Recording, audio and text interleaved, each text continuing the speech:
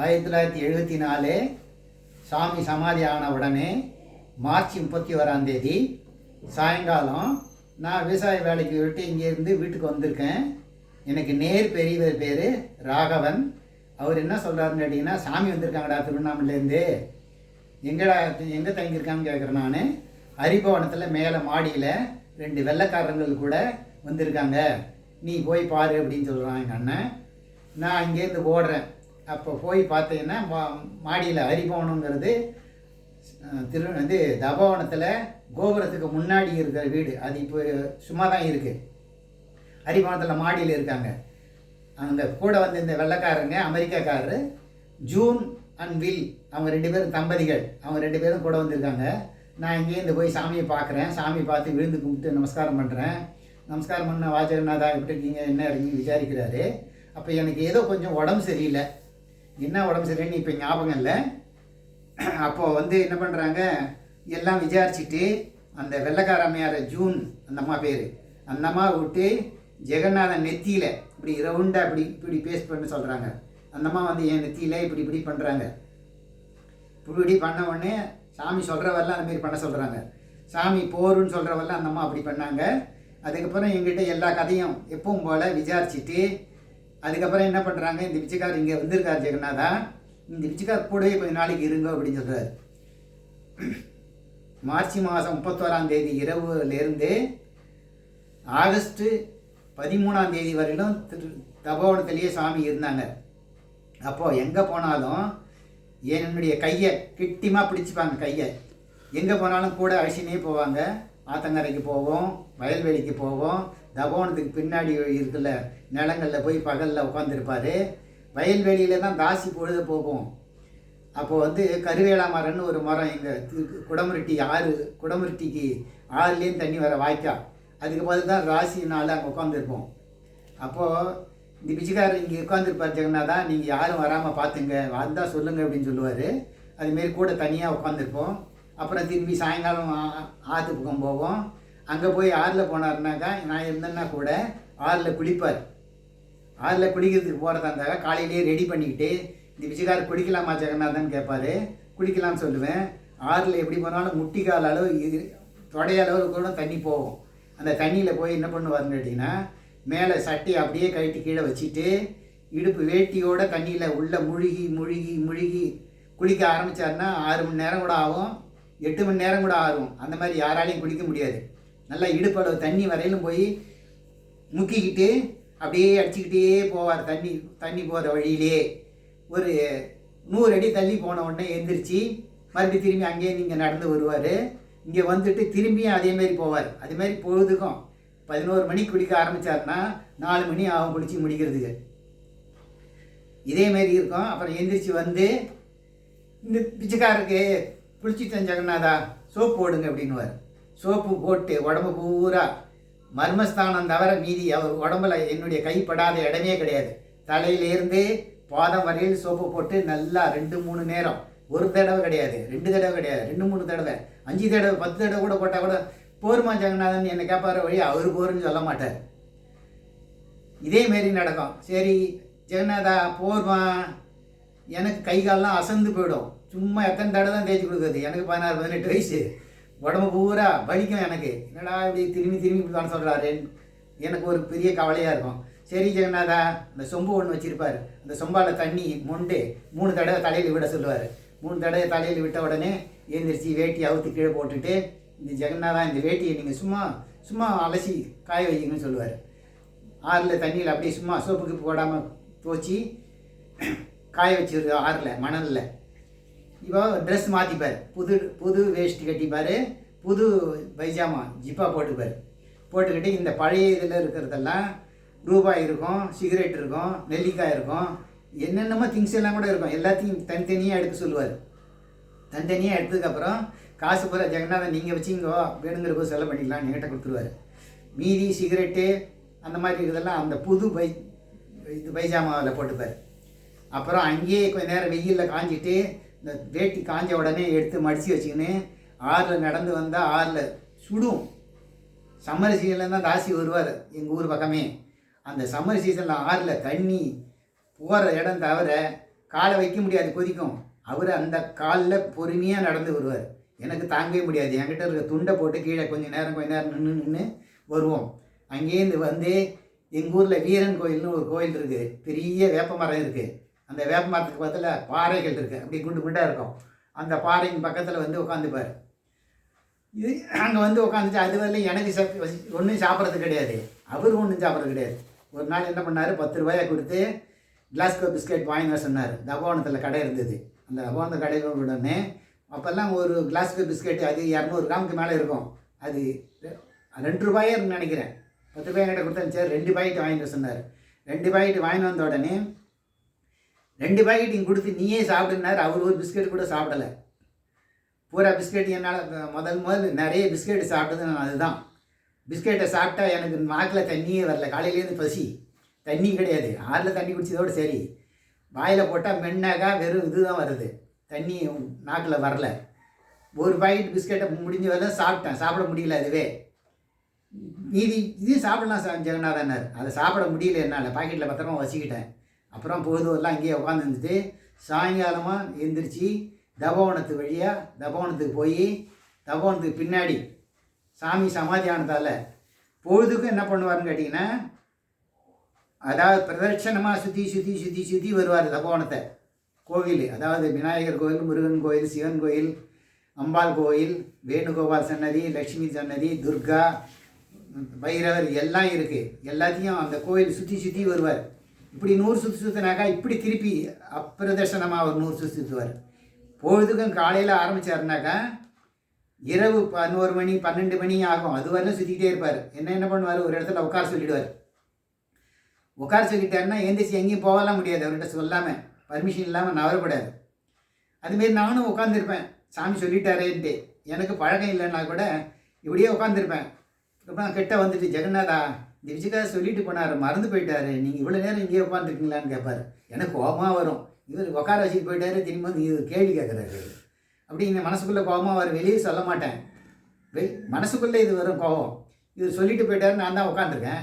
அது வேறு எங்கேயும் போகக்கூடாதுன்னு வேறு சொல்லிட்டு போயிருக்காரு. திரும்பி வந்து என்ன கேள்வி இது அப்படின்னு மனசுக்குள்ளே நினைப்பேன். ஆனால் அதுக்கப்புறமா சரி வீட்டுக்கு போய் சாப்பிட்டு வாங்கன்னு சொல்லுவார். வீட்டுக்கு போய் சாப்பிட்டுட்டு வருவேன். வந்து அவர் சாப்பிட்டாரா சாப்பிடலையாங்கிறதெல்லாம் தெரியாது. அவர் யார் வீட்டில் சாப்பிட்டாரா சாப்பிடலன்னு தெரியாது. எனக்கு அந்த அளவுக்கு அறிவும் கிடையாது. அதனால் அவர் பட்னியாக கூட நிறைய நாளைக்கு இருப்பார். மறுபடியும் தூக்கம் வரலும் தபோவனத்தை சுற்றி வருவார். அதிஷ்டானம் கோவில் எல்லாத்தையும் சேர்த்து சுற்றி வருவார். அதுமாரி மார்ச் 31ஆம் தேதியிலேருந்து ஆகஸ்ட் 13ஆம் தேதி வரையில் இதே தான் வேலை செஞ்சார். 12ஆம் தேதி போல் சிவராமகிருஷ்ண ஐயர்னு ஒருத்தர் தாசில்தார், ரிட்டையர் தாசில்தார், அவரை கூட்டின்னு வந்து அந்த மணி மண்டபத்தில் ஞானானந்தருடைய சிலை இருக்குது. அந்த சிலையும் தனியாக சுற்றி வருவார். அப்போது சிவராமகிருஷ்ணர் கூட்டின்னு வந்து அந்த சிலையில் ஏதாவது தெரியுதா பாருங்கள் அப்படிங்கிறாரு. அந்த சிலை வந்து ஏற்கனவே கருங்கல் சிலையாக இருந்தது. சாமி தினம் சுற்றி வந்ததுனால அது கண் முழிச்சு பார்க்குற மாதிரி இருக்கும். இப்போ கூட பார்த்தீங்கன்னா கண் முழிச்சின்னு பார்க்குற மாதிரி இருக்கும் அந்த சிலை. அதுக்கு முன்னாடி வரும் சிலையாக இருந்தது. சாமி சுற்றி வந்து அதுக்கு கிரேஸ் ஏற்றி சாமி இப்போ உயிரோடு உட்காண்டிருக்க மாதிரியே தெரியும். அந்த சிலையை கற்சிலை தான். இப்போ போய் பார்த்திங்கன்னா முழிச்சு பார்க்குற மாதிரி இருக்கும் அந்த கற்சிலையே. அதுக்கப்புறம் என்ன பண்ணார், ஆகஸ்ட் 13ஆம் தேதி 2 நாள் முன்னாடி எங்கிட்ட சொன்னார், ஜெகநாதா இந்த பிச்சைக்கார் கூட திருவண்ணாமலைக்கு வரணும், இந்த பிச்சைக்கார் கூட கொஞ்ச நாளைக்கு இருக்கணும், இதை நீ வீட்டுக்கு யாருக்கும் சொல்ல வேணாம் அப்படின்னு சொல்லிட்டார். அப்போது தபோவனத்தில் கிருஷ்ணமூர்த்தின்னு ஒரு ஐயர் பிள்ளை, தபோவனத்தில் ஞானானந்தர் உபயோகித்த காரு, அந்த காரில் நானும் சாமியும் கிருஷ்ணமூர்த்தியும் 3 பேரும் நேராக திருவண்ணாமலைக்கு போனோம். பாத்திரக்கடையில் கொண்டு போய் எங்களை இறக்கி விட்டுட்டு கிருஷ்ணமூர்த்தி தபோவனத்துக்கு அனுப்பிச்சி விட்டாங்க சாமி. அதுக்கு எதுவும் காசு கொடுத்தாங்களான்றதெல்லாம் எனக்கு தெரியாது.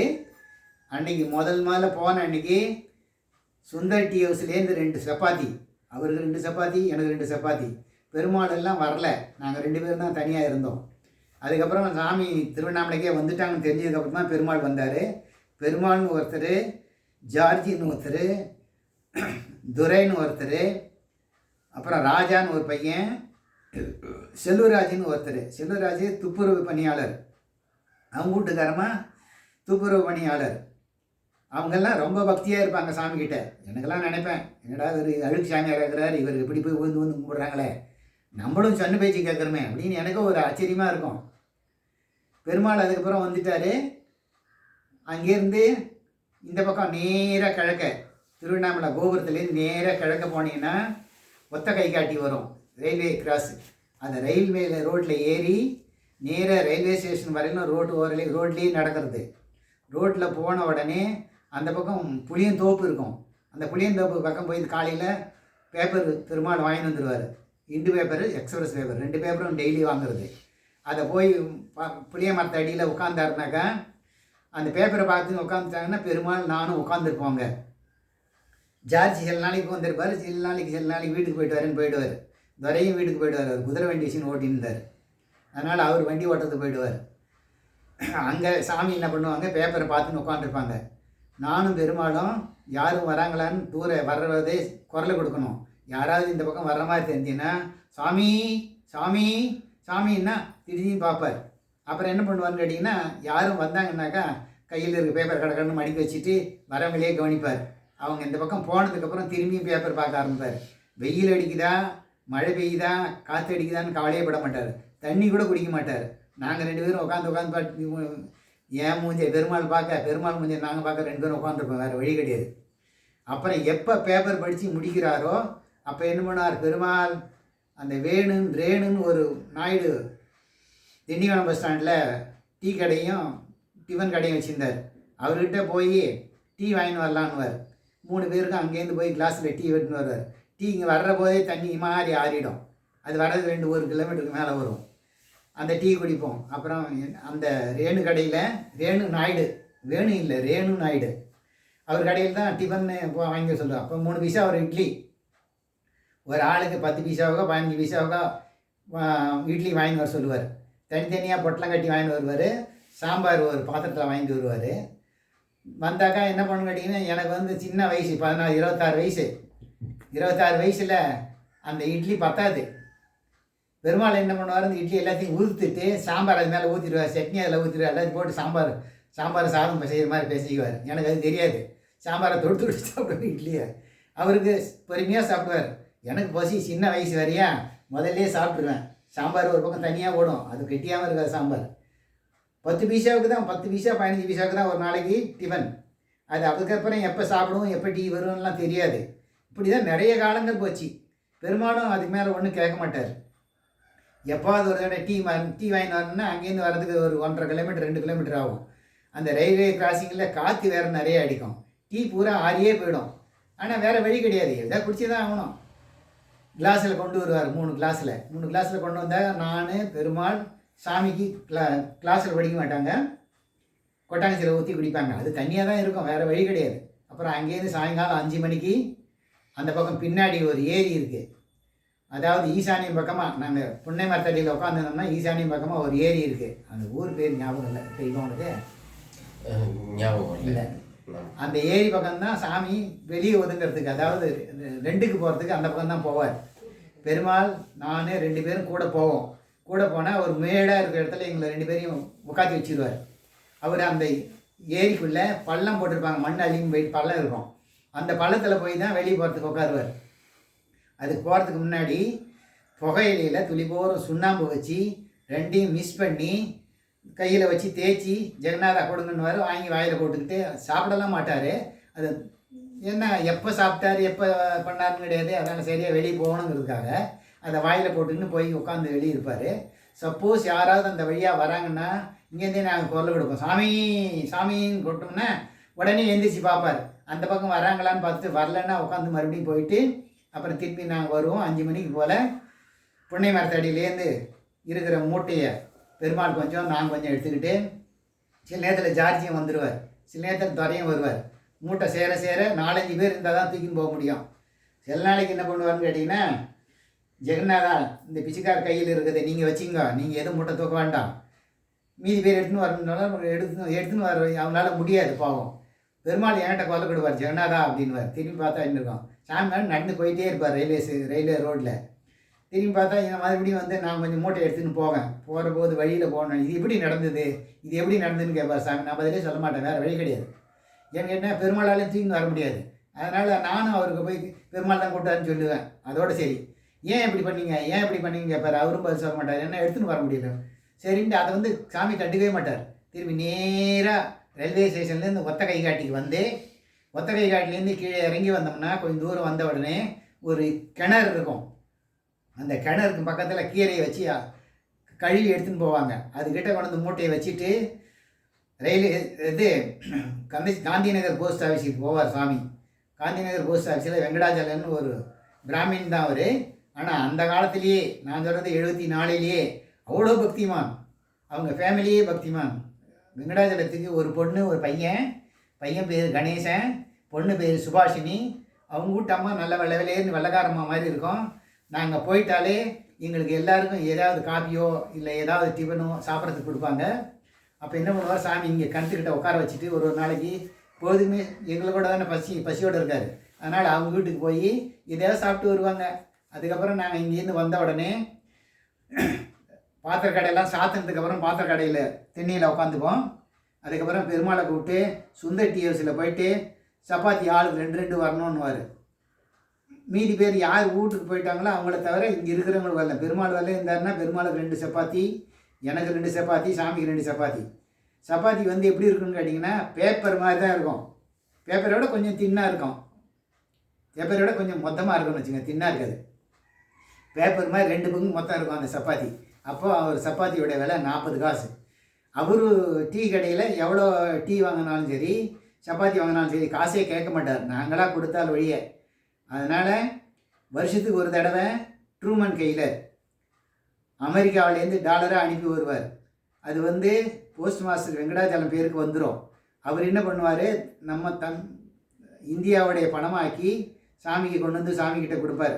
சாமிக்கிட்ட கொடுக்கறதுக்கு முன்னாடி சொல்லி அனுப்புவார் போஸ்ட் ஆஃபீஸுக்கு வர சொல்லி, இங்கேருந்து போய் சாமி வாங்கின்னு வந்து இந்த சுந்தர் டீ ஹவுஸ்க்கு ரேணு நாயுடு கடைக்கு 2 கடைக்கும் பெருமாள் கிட்ட காசை கொடுத்து அது அவங்களுடைய பாக்கியெல்லாம் கொடுத்துட்டு வாங்கன்னுவார். சில நாளைக்கு வேறு யாரும் பணமெல்லாம் கொடுக்க மாட்டாங்க. அப்போது ட்ரூமன் கெய்லர் வருஷத்துக்கு ஒரு தடவை தான் அனுப்புவார். ஆனால் ட்ரூமன் கெய்லர் 1972லேயே சாமி கூட 6 மாதம் உட்காந்துருந்து சாமிக்கிட்ட கேட்டு இங்கிலீஷில் புக்கு எழுதியிருக்கார். ட்ரூமன் கெய்லர் எழுதின புக்குக்கு யோகிராம் சுரத்குமார் தி காட்சைல்டு திருவண்ணாமலை அப்படிங்கிற ஒரு புக்கு அவர் ட்ரூமன் கெய்லர் எழுதினது தான். அவர் அந்த புக்கு எழுதுகிற போது நான் இல்லை, பெருமாள் வரலையும் இருந்தார். அந்த புக்கு எழுதுகிற போது எங்கேருந்து எழுதினாருங்கிறதெல்லாம் பெருமாள் எனக்கு காமிச்சு கொடுத்துருக்காரு. அந்த இடமெல்லாம் இப்போ பூரா ஊராகிடுது. இப்போ வந்து இடத்த கண்டே பிடிக்க முடியல. இங்கேருந்து சங்கர் இந்த மெட்ராஸ்லேருந்து 2 பேர் வந்துட்டு இங்கேருந்து தேடி போய் பார்த்தோம், எங்கேயுமே கண்டுபிடிக்க முடியல அந்த இடத்தெல்லாம். அந்த இடமெல்லாம் எல்லாம் ஊராகிருக்கு. ஒரு ஆள் சொன்னால் நீங்கள் சாமியார் உட்காந்த இடம் இங்கே இல்லை, அது இன்னும் அங்கேயே இருக்குது. அங்கேருந்து பார்த்தா மலை அவ்வளோ அழகாக தெரியும். மலையை வந்து முழுசாக அழகாக பார்க்கணுன்னா கிழக்கு நேர் திருவண்ணாமலையில் நேர் கிழக்கு இருந்து பார்த்தா அவ்வளோ அழகாக தெரியும். அங்கே தான் இருந்தது புன்னை மரம். அந்த புன்னை மரத்தடியில் தான் நிறைய நாள் சாமி லாஸ்ட்டில் தங்கியிருந்தார். அப்போ அங்கே இருக்கிற போது தான் ஆசா ஞான சம்பந்தம் அப்படிங்கிறவர் தமிழ் ஸ்காலர், பச்சைப்பா யூனிவர்சிட்டியில் தமிழ் பேராசிரியர் இருந்தவர். ஞானகிரி கணேசன்றவர் நம்ம சாமிக்கு முதல்ல அறிமுகமானவர் ஞானகிரி கணேசன். அவருக்கு அவங்க தந்தையோட வாழ்க்கைக்கு கொஞ்சம் கஷ்டம் இருந்தது. அதுக்காக அவர் முதல்ல சாமியை வந்து பார்க்குறாரு. அது சாமி வந்து பார்க்குறதுக்கு முன்னாடி அவருக்கு யார் சொன்னதுன்னு கேட்டிங்கன்னா ராஜமாணிக்கம் நாடார்னு தூத்துக்குடிக்காரரு. அவர் தான் சொன்னார், திருவண்ணாமலை யோகிராம் சுரத்குமார்னு ஒருத்தர் இருக்கார், நீ அவரை போய் பார்த்தீங்கன்னா உங்களுடைய பிரச்சனை தீருன்னு. அதனால் ஞானகிரி கணேசன் வந்தார். ஞானகிரி கணேசன் மூலிமா தான் ஆசா ஞான சம்பந்தம் இருந்தாங்க. அப்போல்லாம் புன்னை மரத்தடியில், பெரும்பாலும் புன்னை மரத்தடியில் உட்காருவோம். சில நாளைக்கு எல்லா இடமும் சுற்றுவோம். திருவண்ணாமலையில் சுற்றாத இடமே கிடையாது. மலை பக்கம் கந்தாசிரமம் மலை மேலே, இந்த பக்கம் கிழக்க சுடுகாடு ஒன்று இருக்குது. ஒத்த கைகாட்டிலேருந்து நேராக கிழக்கு போனீங்கன்னா அங்கே ஒரு சுடுகாடு இருக்குது. அந்த சுடுகாடு பக்கம் போவோம். அந்த சுடுகாடு பக்கம் சாமி உட்காருவார். மலை மேலே கந்தாசிரமம் பக்கம் போவோம். கந்தாசிரமத்துலேயும் உட்காருவார். குகை நமச்சிவாயர் ஆசிரமத்தில் உட்காருவார். விருப்பாட்சி குகைக்கு பக்கத்தில் உட்காந்துருப்பார். அந்த கந்தாசிரமத்துலேருந்து ரமணாசிரமத்துக்கு குறுக்கு வழியாக மலை மேலே ஒரு வழி இருக்குது. அந்த வழியால் ரமணாசிரமத்துக்கு வருவோம். ஆனால் ரமணாசிரமத்துக்குள்ளே அப்போல்லாம் யாரும் சாமியை கண்டுக்க மாட்டாங்க. அப்போது சேஷாத்திரி ஆசிரமத்தில் வந்து ஒரு ஆலமரம் திண்டு மாதிரி இருக்கும். அவர் சேஷாத்திரி ஆசிரமத்தில் சேஷாத்திரிக்கு சமாதி வல்லன்னா ஒரு கோயில் இருந்தது. அப்போது அந்த ஆலமரத்தில் நிழலில் வந்து உட்காந்துப்பார், பேப்பர் பார்க்க ஆரம்பிப்பார். யாரும் தெரிஞ்சவங்க வந்தாங்கன்னாக்கா பேசுவார். அப்போ தான் சுந்தரேஷ் ஐயர்னு ஒருத்தர் அங்கே இருந்தார், இண்டு பேப்பருக்கு ஏஜெண்டாக இருந்தார்.